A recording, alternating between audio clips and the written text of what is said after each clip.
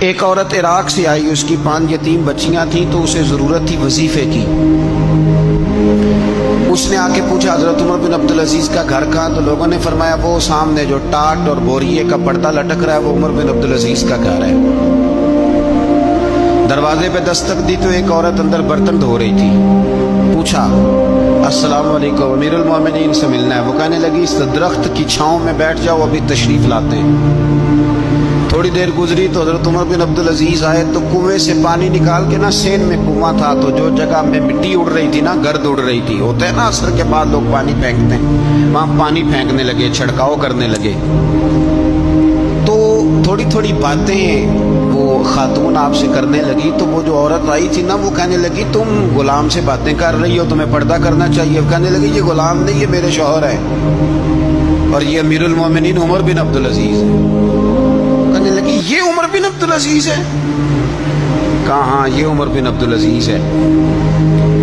تو وہ خاتون حاضر ہوئی، کھجوریں اس کو دی گئی کھانے کے لیے۔ اس نے کہا حضور میری 5 یتیم بیٹیاں ہیں، مجھے وظیفہ چاہیے۔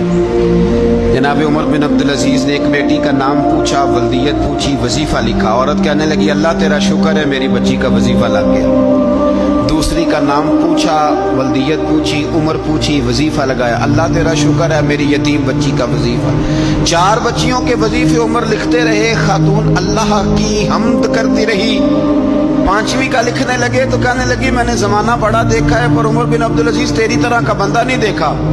آپ فرمانے لگے اب میں 5ویں کا وظیفہ نہیں لکھتا، 4 کا وظیفہ جا کے گورنر سے منظور کرا لے اور 4 کو کہنا تھوڑا تھوڑا 5ویں کو بھی دے دے۔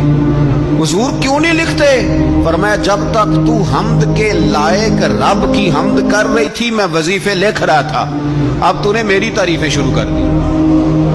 اپنی تعریف پر کیسے وظیفہ لکھوں؟ وہ تو حمد کے لائق ہے، اس کی حمد ہونی چاہیے، لیکن میں اپنی تعریف پر، اپنی خوشامد پر میں نہیں لکھتا۔ جا اللہ تعالیٰ تیرے لیے بہتری کرے۔ وہ خاتون کہتی ہے میں وہاں سے آئی، مجھے مہینوں لگ گئے، سفر لمبا تھا، عراق پہنچی تو عراق کے گورنر کو جب میں نے وہ روکا دیا تو ان کی چیخیں نکل گئی، تڑپ کے روئے۔